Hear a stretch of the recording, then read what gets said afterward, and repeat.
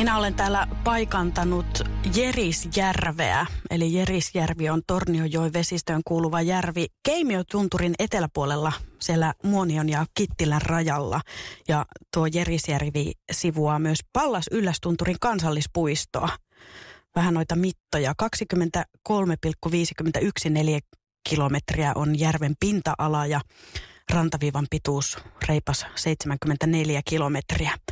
Suurin syvyys tuossa Jerisjärvessä on 11,7 metriä. Suurin osa järvestä kuuluu Muonioon ja itäisin osa Kittilään. Miksi Jerisjärvestä?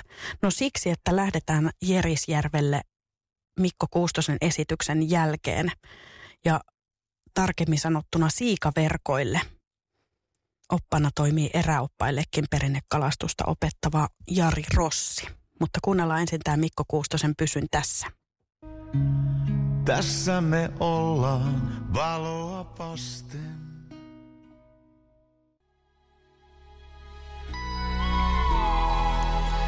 Pysyn tässä ja Mikko Kuustonen. Jari Rossi on toiminut shamaanina Lapissa 90-luvulta saakka. Hän tekee tätä työtä sukunsa vanhoilla mailla Jerisjärven Keimioniemessä, jossa hänellä on kota, minne turistit tulevat ympäri maailmaa kuuntelemaan Lapin tarinoita. Heille tarjotaan usein myös ruokaa ja meidän Paavo Häikiö pääsi Rossin matkaan katsastamaan siikaverkkoja. Lähti kelkka käyntiin? No lähti, 26 on pakkasta, mutta näissä nelitähtikelkoissa on hyvät öljyt. Vähän on niin kuin auton kone samanlainen. Onko koskaan ollut sellaista pakkasta, että ei olisi lähtenyt? On ollut joskus vähän yli 30 kun menee, niin se on sitten öljyt aika jäykkäneen. Me ollaan Muoniossa Keimioniemessä kuuluisien kalakenttien vieressä ja siikaverkolle menossa, eikö ne? Joo, meillä on siikaverkot joka talvi tuolla veessä ja pappa se mulle aikoinaan opetti tämän talvikalastuksen niksit ja me olen sitten jatkanut hänen perinnetteen. Laitat sen köyden veteen ennen kuin jäät tulee? Ei vaan mulla on semmoinen uittolauta, jota saukoksi sanotaan. Saukko on sen lempinimi. Eli ensiksi kairataan aukkoa, sitten laudalla vedät köyden jäälle ja sitten uusi aukko. Kyllä, juuri näin. Että se on semmoinen lauta, joka menee eteenpäin. Siellä on semmoinen niin puoli metriä kaarella oleva terävä piikkipäinen rauta, taivutettu rauta. Ja sitten kun sitä jään päällä seisoksii ja vettää sitä narusta, joka on siihen lautaan kiinni, niin se terä niin kuin kiristyy. Sitten kun löysää narusta, niin se työntää se terä muutaman metrin aina eteenpäin sitä lautaa. Tai muutaman 10 senttiä. Ja se on semmoista nylkytystä. Minä sanon sitä, että se on nylkytystä. Mä hyppäs sulla nyt kaira kyydissä ja lapio ja... Menomatkalla pannaan Kotsaan tuleet, niin voidaan sitten tulla lämmittelemään tuonne Kotsaan. Joo.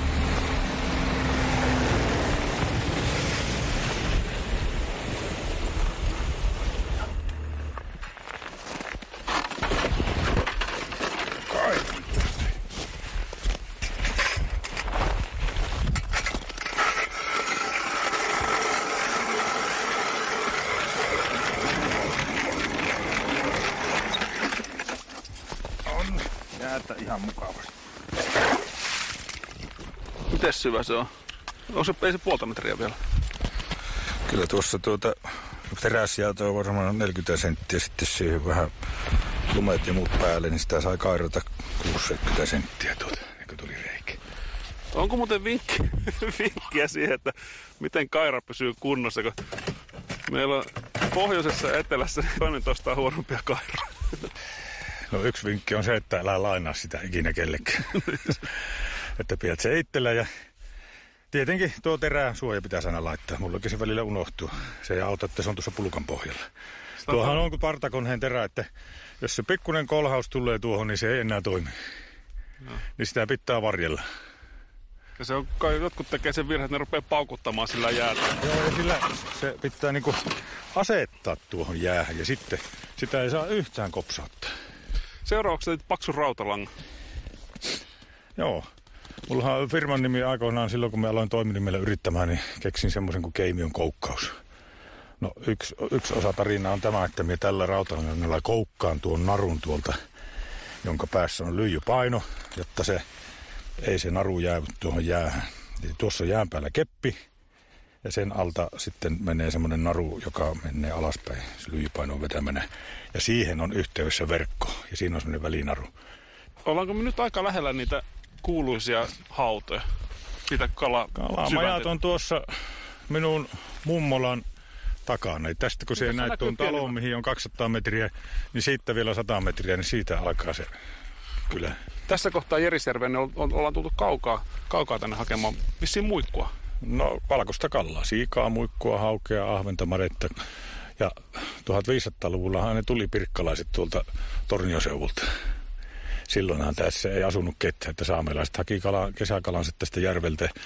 Ja tässä oli niin hyvin kallaa, että ne antoi tälle nimen Jerisjärvi. Ja se tulee sanasta Jeera, joka tarkoittaa kysyttyä.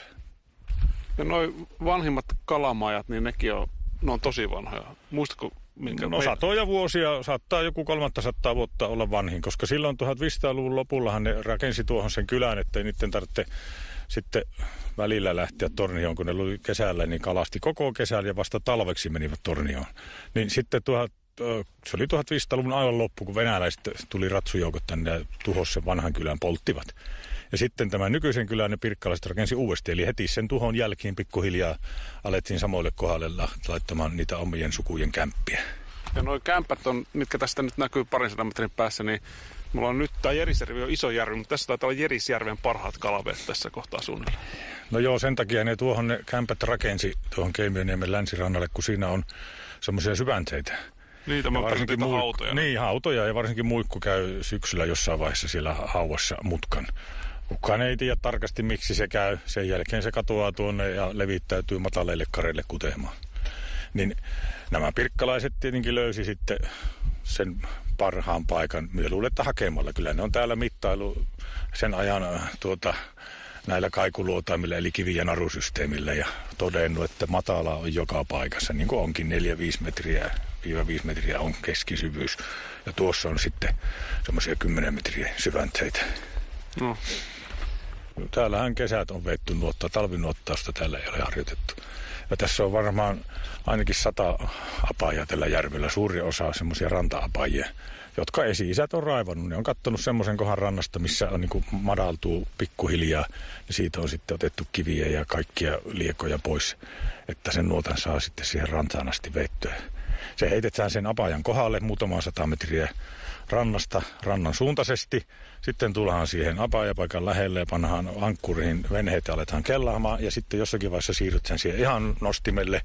Ja sitten se loppu tapahtuu, että se vetää ne verkot molempiin venheisiin niin kuin sitä nuottaa käsiin. Kun on se ensin se naru kelattu.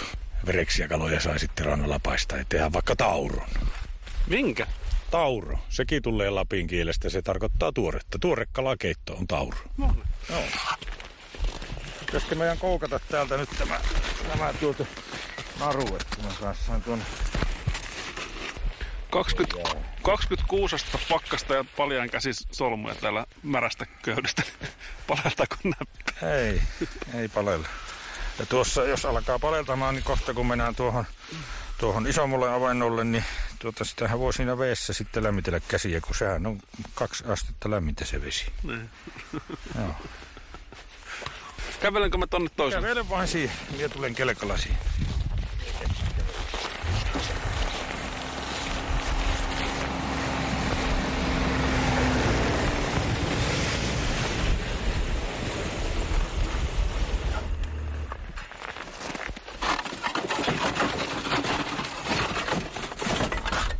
Lapio. Täällä on meidän kalamarketti. Mutta kun aukassa on ovi. Tuo lumi tuosta ensin pois. Sitten mulla on tuo lumeen alla tuollainen finvuomi. Ja finvuomi ja lumi, niin ne on paras eriste. Ja me on käynyt tässä muutama päivä sitten, että nyt jännätään, että miten paksu tuo jää on tuo finvuomi alla. Todennäköisesti ei kovin paksu.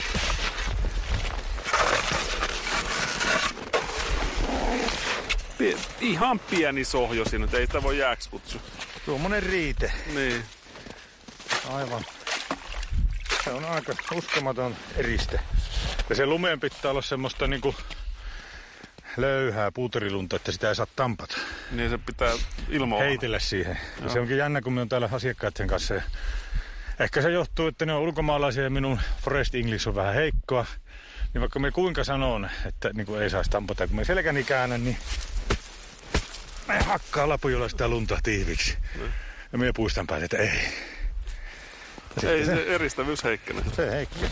Oliko nää nyt tämmöisellä reikäisellä lapiolla. Sä saat ton sohjoon, toikin tommonen, joo. Oot sä ite porannut reijät siihen? Minun kaveri, joka on mulla monesti keikoillakin mukana, jos meillä on paljon asiakkaita, niin on tuo Saaren Jouko, joka on sitten tämmönen viimeinen mohikani tällä järvellä, eli ammattikalastaja. Asuu tuossa Isosaaressa. Ja se on mulle tehnyt tämän lapio, reijittänyt sen, tehnyt nuo lyijypainot, silloin ne muotti, millä se on valannut ne noista auton niistä tasapainolyijyistä. Se on tehnyt mulle se uittolauva, joka on tuolla kodassa, jolla uitetaan ne verkot. Mitähän kaikkia se on mulle tehnyt. Vielä on yksi ammattikalastaja Jerisjärvellä jäljellä. No on, kyllä se. Aika monihan eläkkeellä oleva saattaa jonkun verran myöstää kalaa, mutta Jouko on ympäri vuoden tekee sitä ihan, ja sillä ei muuta ammatteja ole. Kuinka kova homma on Lapissa ammattikalasta? Kyllä se aika rajua leikkiä on. Itselläkin on muutama verkko, niin tuntuu, että kyllä se aika kuuluu. Se pitää monta kertaa viikossa käydä, ja sitten jos tulee enempi kallaa, niin hän pitää perata ja käsitellä ja pakastaa ja vakuumoida ja joskus kokata ja syödäkin. Ja sitten tuo, joka tekee sitä työkseen, kun ne lähtee aina liikkeelle ja niillä on paljon niitä verkkoja. Ja asiakkaat odottaa puhelimen ääristä, koska saa tulla ostamaan niitä kalat sitten. Mutta hieno ammatti sinänsä, että pysyy kunnossa ja saa olla ulkona ja puhtaassa luonnossa. Täällä kyllä, nyt ei näe kun Keimiön nimi on välissä, mutta toisella puolella Pallas ja tuolla on Keimiötunturi ja Aava Jerisjärvi, niin eihän täältä kaipaa mihinkään. Ei kyllä tässä meillä on kaikki mahdollinen. Kaikki puitteet on kohdillansa. Ja sitten tuossa on mettät täynnä riistaa, että minäkin olen hirviporukassa, niin mulla on enempi hirveä kuin poroa tulla pakastimissa. Toissapäivänä tuli 2 hirveä tiellä vastaan. Eilen lensi pään yli ukkometsä tuossa Keimiönniemessä. Aika iso oli. Tänne päin sun tontille oli tulossa. No se on se korsto, jota me on tuossa jallittanut, mutta en ole saanut. Mutta meillä vielä jatkuu tämä taistelu sitten tuossa tammikuussa taas, kun alkaa tuo latvalinnustus. Se on sen samaan nähnyt. Voisin nimetä sen, kun se on niin tuttu ja se aina näkee minut ja karkaa ennen kuin me sen kerkeän ampua. Sen pelkästään ylilennosta näki, että tuntui, että se tahallaan meni sitä vähän. Joo, arvaa, kun me olin tässä joulukuussahan 10. päivä päättyi jahti ja mulla sattui siihen keikkojen semmoinen välipäivä. Me taas hiihtelin siellä koiran kanssa ja en mie löytänyt sitten, että pitää lähteä kotiin. Niin hiihtoin, mulla oli kivääri sedässä siinä ja taisi mulla olla sillä kertaa haulikkokin mukaan, mutta sekin oli sitten selässä. Niin me säikä, että mikä mistä minun vasemmalta lähti, niin se lähti kiepistä 5 metrin päästä minusta. Aivan niin kuin tahalla. Se kiusaa minua koko ajan. Mutta semmoistahan se on. Katsotaan mitäs. Joo. Nyt on verkko kädessä. Missä kohtaa uskaltaa sanoa, että onko siellä kalaa vai? No kyllä me luulen, että siellä on. Aina joskus se kuuluu semmoinen, tai tuntuu semmoinen, kun ne potkii, niin tässä verkon yläpaulassa semmoinen pieni tärinä.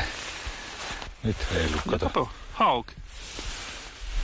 Joo, tuo nyt ei olisi tarvittanut nyt tulla. Myös sitä, kyllä me tuokin syyhän, eikä siinä, mutta kun tämä on kovalla pakkasella. Sotkee siima. Hankalampi päästä irti. Mutta meidän otan tämän ruodottomaksi, mutta on se yyruodon tästä pois.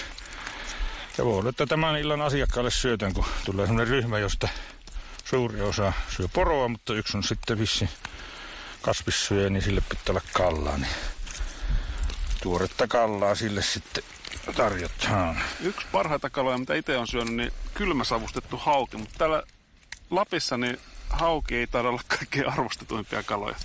Jotkut ne keskittyy lohikaloihin. Mitä mieltä sä oot? No, mullakin oli vähän nuoruudessa samaa vikkaa, että mitä näitä paiskoin pois, mutta sitten minä vähän otin selvää historiasta ja käsien pesu. Kalapilttien historiasta varsinkin, niin siellä kävi ilmi, että sehän on ollut tavoitelluin saalis ja hauki silloin entisinä aikoina. Niitä on saatu paljon ja niitä on kuivattu. Ja sitten kun se on kuivattu se kala, niin se on viety tuonne Keski-Euroopan asti. Mä kuulin jostakin, että Paaville asti, jos vietet täältä hauke. 1500-luvulla Paavi Vatikaanissa on syönyt Järisjärveläistä kuivattua kapahauke. Kyllä, se on totta. Jossakin vaiheessahan se oli meillä tässä kulttuurissa semmoinen vähän negatiivinen suhtautuminen tuohon. Mutta jos tiedetään, kuinka tärkeä kala se on ollut, niin ei sitä pitäisi moittia. Ajattele se historian saatossa, sillä on monta nimeäkin annettu, kun se on niinku jänkäkoira ja luupää ja vesisusi. Vesisutta en ole kuullut. No joo, tuommoinen petohan se on kuin susi. No. Niin, se on minusta paras nimikin. Se on hyvä.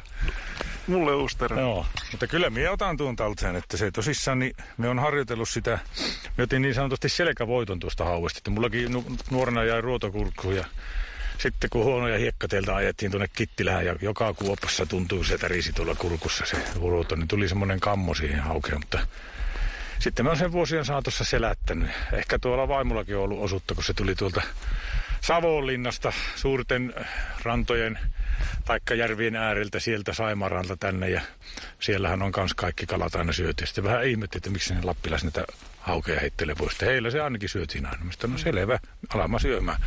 Mutta minä en noita ruotoja kyllä halua. Ja sitten jostakin sain vinkin, että miten se saa se yyruodon pois semmoisella veitten kärjellä 2 pitkää viiltoa, niin se lähtee semmoinen pötkylänä pois. Ja sitten toinen juttu, kun otetaan se nahka pois, niin sen jälkeen muuttuu ihan kurmeen ruoksi. Se on herkullista, kun sen osaa laittaa. Sitten se lähti sujumaan jopa niin hyvin, että mulla tuo Jopin kanssa, niin me ollaan aina, meistä tulee kalalehtoreita aina syksyllä, kun tuolla on tuo Lappian koululaitos tuolla Muoniossa, niin sieltä niitä eräoppaita tulee, eräopasopiskelijoita meille tänne tämmöisiä perinnekalastusoppiin, niin niillekin on uskaltanut sitten näyttää sitä hauen perkuuta ja se, että miten se yyruoto lähtee sitten pois. Kato, kyllä se siika tuli siitä. Komea siika.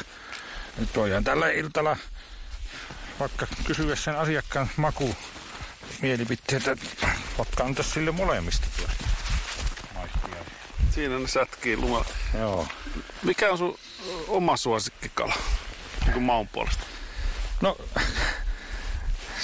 kyllä siitä tuosta hauesta on tullut minun suosikki maun puolesta, että se on niin voimakas, vahva maku.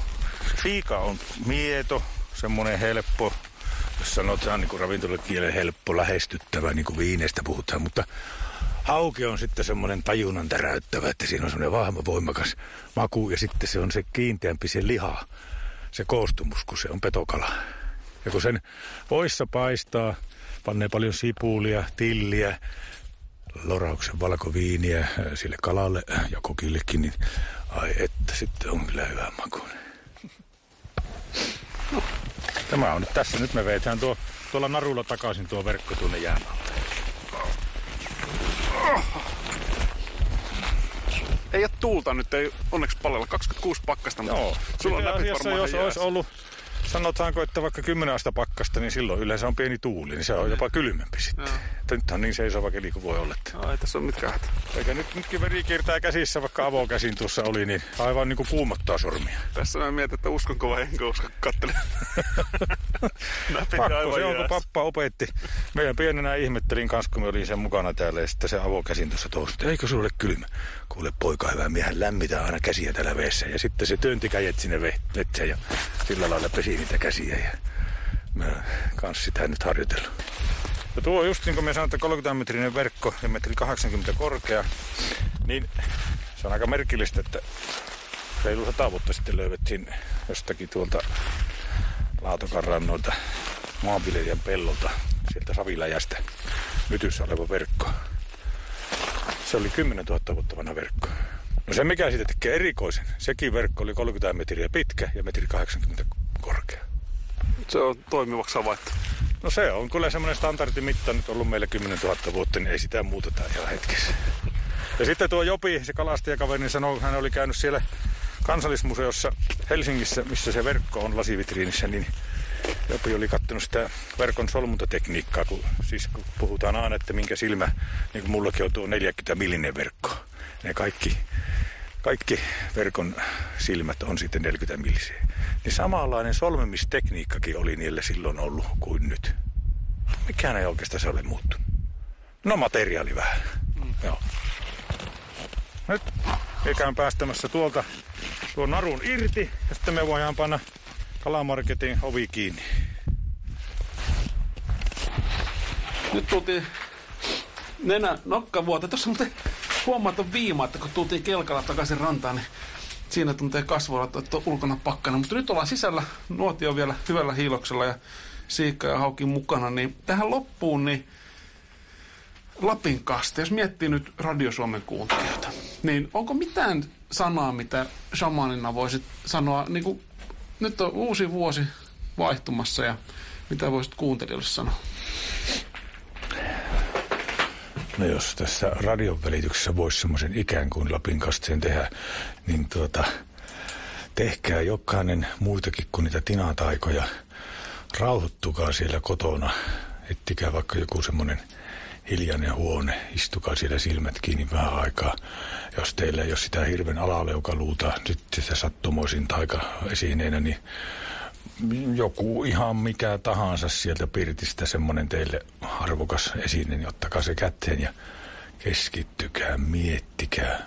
Samalla voi muistella, mennä taaksepäin, kun ainahan puhutaan tulevaisuudesta ja sitten pitäisi ennustaa sitä ja tätä mutta menneisyys on yhtä tärkeä. Ilman menneisyyttä meillä ei ole tulevaisuutta. Niin siinä kun te sitten vähän niin kuin lataatte voimia, niin samalla te voitte toivoa sitten, eli menneisyyden kautta sitten palata siihen nykyhetkeen ja sitten katsoa sinne kauas tulevaisuuteen ja asettaa sinne jonkun tavoitteen. Se toivo voi olla myös tavoite. Ja sitten sitä kohti alitajunta lähtee työstämään ja te huomaatte, että jonakin päivänä te olette saavuttanut sen teidän tavoitteen. Eli teidän toivomus on toteutunut. Ja se toimii, mutta se vaatii kovan itseluottamuksen ja semmoisen keskittymisen. Hyvää uutta vuotta. Hyvää uutta vuotta kaikille. Tällaiset terveiset toivotti samanina 90-luvun alusta saakka Muonion Keimiönniemessä toiminut Jari Rossi, joka opasti meitä talviverkoilla. Toimittajana paikalla oli Paavo Häikiö. Ja täytyy kyllä sanoa, kun tuossa Jari kuvaili sitä hauenlaittoa, niin alkoi kyllä tehdä mieli itselläkin voissa paistettua haukea. Näin. Kuunnellaan nyt pari liikennetiedotetta.